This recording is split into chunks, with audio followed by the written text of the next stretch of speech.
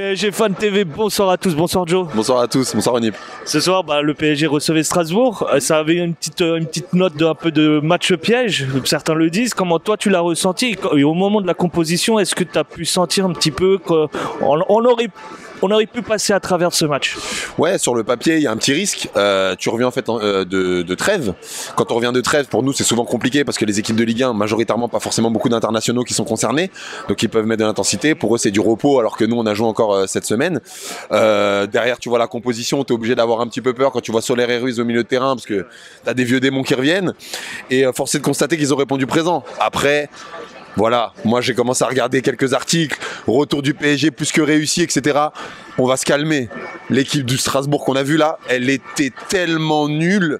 Et moi je suis en colère contre ce match aujourd'hui. Et pourtant, sans vouloir te couper, le match refusé aurait pu nous compliquer la tâche. Bien sûr, il y a des faits de match. Et puis au final, moi j'ai un peu de mal avec cette équipe de PSG qui est un peu illisible. On a 78% de possession qui est énorme. Tu finis en fait avec 8 tirs, Strasbourg en finit avec 7. Comment en fait avec 22% ils finissent avec 7? Comment nous avec 78 on finit avec 8 tirs? On en a 4 cadrés, ils en ont 1. On a 900 passes, ils en ont 200. T'arrives, tu vas devant les buts, t'es stérile comme pas possible. Alors oui, tu peux t'arrêter et encore une fois, c'est toujours ma ligne conductrice. Tu peux dire 3-0, tu peux dire on applaudit, c'est une bonne soirée. Mais dans le fond de jeu, le niveau, il est pas bon. Aujourd'hui, il est pas bon. Tu vois, Ruiz, il a marqué, Soler a marqué, mais ils ont marqué parce qu'ils ont joué contre des équipes qui ne sont pas bonnes.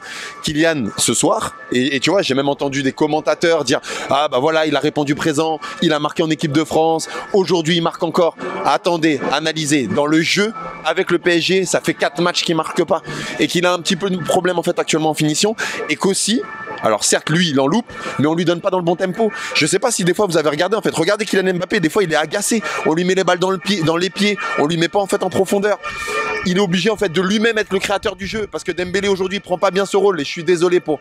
Voilà, moi vraiment, je le dis du fond du cœur, je souhaite que Dembélé débloque son compteur but, je souhaite que ça se passe bien, mais quand tu rentres à la 70e minute et que tu joues de manière aussi bête encore, pas dans le bon tempo, tu fais pas les bonnes passes, tu t'es perdu avec tes pieds, les passes courtes tu les loupes, à un moment ça passera pas. Et alors, bien c'est bien d'avoir 3-0 aujourd'hui, mais la manière, elle est... Non vraiment, je suis pas contente en fait de cette équipe par l'intensité qu'elle nous propose face à une équipe qui est vraiment, je le répète, ils sont 12e, mais même là Strasbourg, ils sont pas contents du match qu'ils ont fait parce qu'ils sont eux-mêmes étaient pas à leur niveau.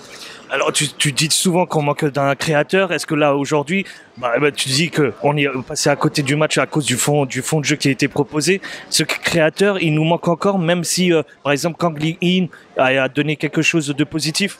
Oui, effectivement, tu as raison. Il a essayé de porter un petit peu le ballon. Après, ça a été compliqué aussi quand même pour lui. Il est en reprise. Enfin voilà, il y a un contexte en fait qui est particulier. Mais globalement, si, il manque encore ce créatif. Et c'est marrant parce que je regardais les matchs de l'équipe de France et je me dis, par exemple, un Griezmann en fait en 10, il nous ferait énormément de bien. En 10, j'entends pas comme coach Joe à l'Atlético, parce que tu sens que pour Mbappé aujourd'hui, c'est compliqué d'avoir des connexions avec les autres joueurs. Ça sent que c'est pas fluide pour lui et que les autres en fait sont repérage. Parce que faut pas oublier que cette équipe de Strasbourg, à un moment à la 70e, tu fais rentrer 2 internationaux français quasi titulaires qui sont Dembélé et Kolo Muani.